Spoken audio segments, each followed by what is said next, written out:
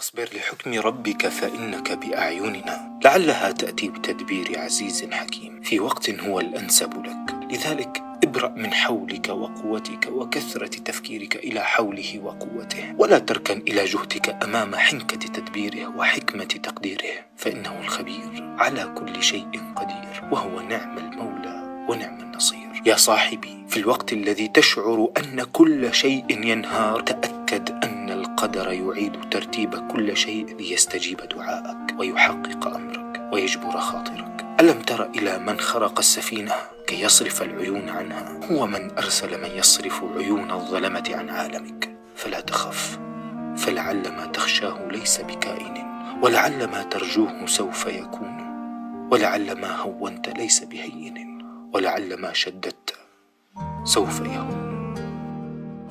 ويا صباح العسل، يا صباح النشاط، ويا صباح الهمة، يا صباح الشمس الدافية والنهار الحلو.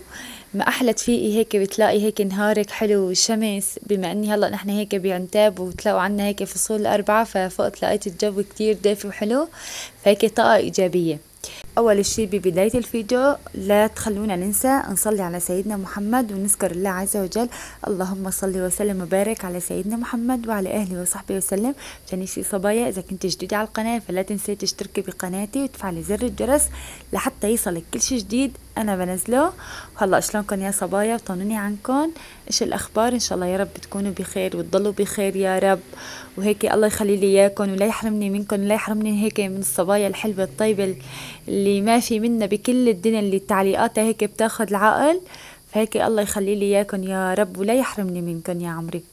فهيك مثل ما شفتوا بأول الفيديو كان هيك قلت لكم الجو شمس هيك، وقمت هيك متحمسة يعني. فكانوا ولادي مرضانين، يعني عن جد ما حدا بحسد الولد غير امه. ضليت اقول ولادي مناعتهم قويه يعني ما بمرضوا كتير، لحتى الحمد لله الاثنين ما بقى لا من تمهم ولا من كمهم.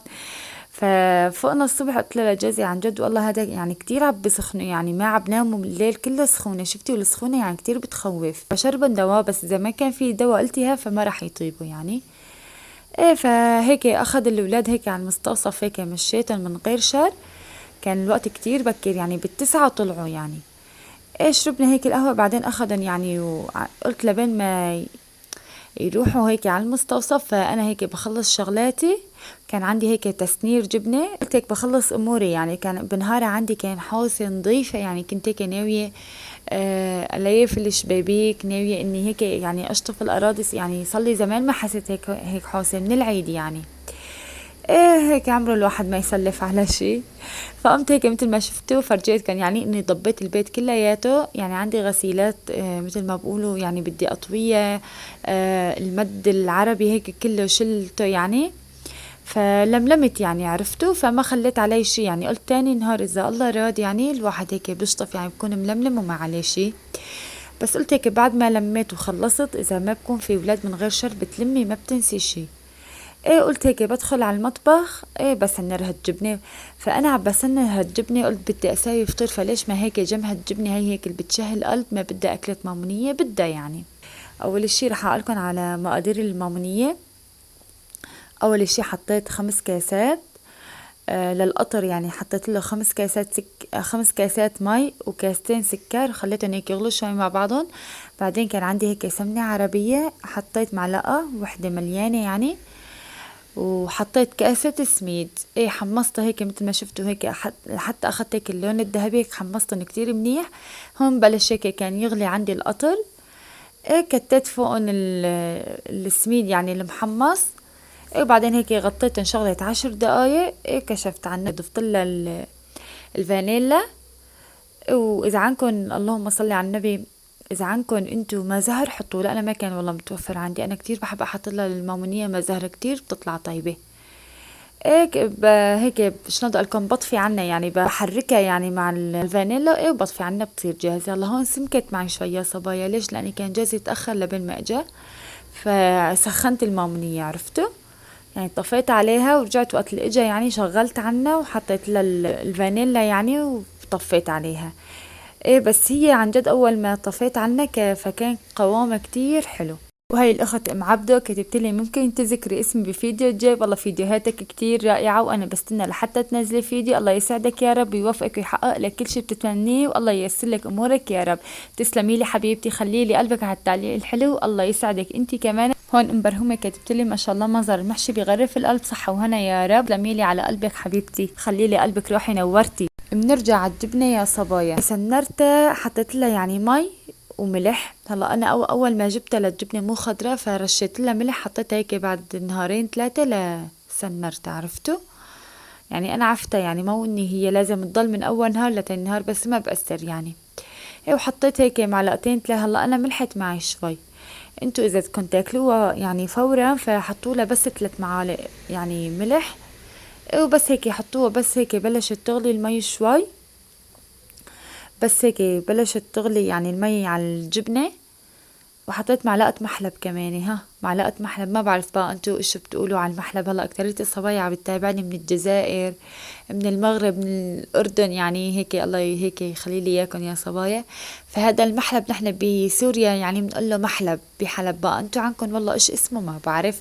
يعني المهم مثل ما شفتوا المي تقدير يعني شيء اني تغمر الجبنه. حطيت شي 3 معالق ملح. هلا انا حطيت 4 طلعت ملح، انتو حطوا 3 معالق ومعلقه محلب مليانه.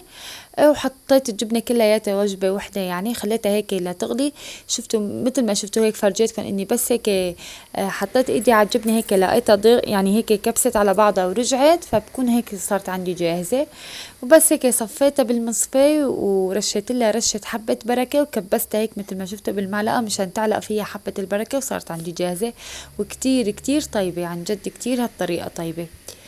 وهيك مثل ما شفتوا بعد ما فطرت هالولاد وضبيت المطبخ يعني ايه ما شاء الله جايبيلي صيدلية من المستوصف يعني ما مخليني عليهم ابدا. فكاتبيني لاولادي الاثنين نفس الدواء، بس عندي ابني اللي اصغر كاتبيلي على بخاخ للانف وعلى مية املاح. يمكن لاني معه التهابات اكتر او ما بعرف يعني. ايه فشلون بدي اقولكم، فتحت بس كيس دواء واحد يعني ما فتحت الاثنين. فقلت لحالي بشربهم اول اشي يعني من بفتح الالتهاب والمسكن وهيك بشربهم مع بعضهم، واذا ما طابوا بفتح الدواء التاني، عرفتوا. ايه بس البخاخ بس يعني مثل ما كاتب الدكتور اني البخاخ ما حطيت لابني التاني، حتى مية الاملاح ما استخدمتها يعني لابني التاني، ما حبيت هيك اخربط يعني، عرفت الدواء مثل ما هو. وهيك جوزي يعني كان عنا كمان كان عنا طلعة برات البيت، عرفتوا. فقلت لحالي هيك بخلص عندي كم شغلة بقضيها إلى بين ما يفيق يعني ونطلع. كان قلت لكم كتير بكير يعني كل هالشغل ولسه هون ظهر يعني الظهر ما صار. ايه فهيك عندي تحت المجلة، فهيك كان عندي الضبضب يعني تلملم هيك وتمسيح، فقلت بخلص منهم يعني. ايه وهيك شايفين هيك الارض يا صبايا، لا تقولوا لي هيك ليش الارض مبقعة او ما نظيفة.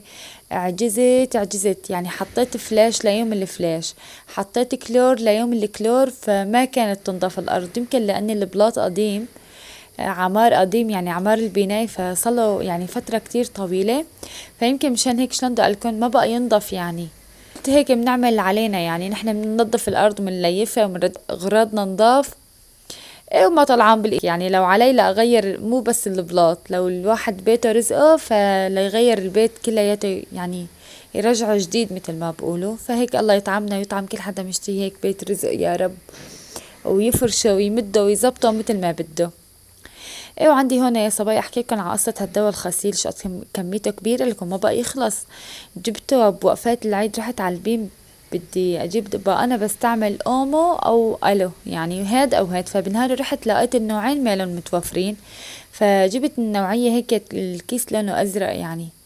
الله وكيلكم طلعت نوعيته بهدلة، مع اني من البيم ها يعني احطه على الابيض ما ينظف ابدا ابدا، مثل ما احط الخسيل مثل ما اطالعه. قلت يلا بعيفها للغامق يعني يطالع لي يعني الوجبة الغامقة يطالع لي اياها كلها مبوحة يعني، كلها يعني مبوحة بيضة يطالع لي اياها.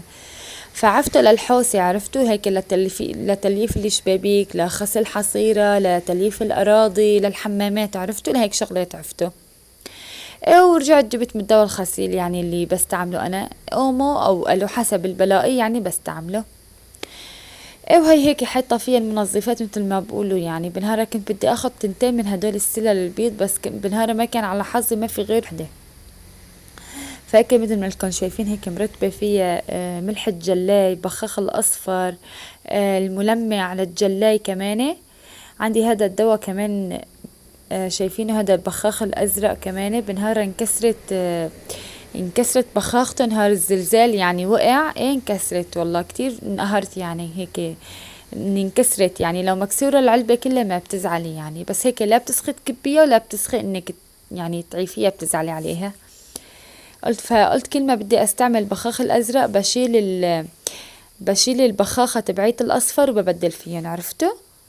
وهيك عندي هاي كمان المشبكة حاطة فيها المساحات يعني اللي بستعملهم بالمطبخ للغبرة، وحاطة فيها مادات الأكل، وحاطة بالطبقة اللي فوق المزيتات، عرفتوا؟ تبعات الزيت الحلو، زيت النباتي، الهون اللي بهرس فيه التوم، دبس الرمان، فهيك شغلات، عرفتوا؟ وهذا المطربين اللي طالعته هلا فيها صابون غار، كل ما بتزيد عندي بروة صابونة غار فبحطها بهذا المطربين.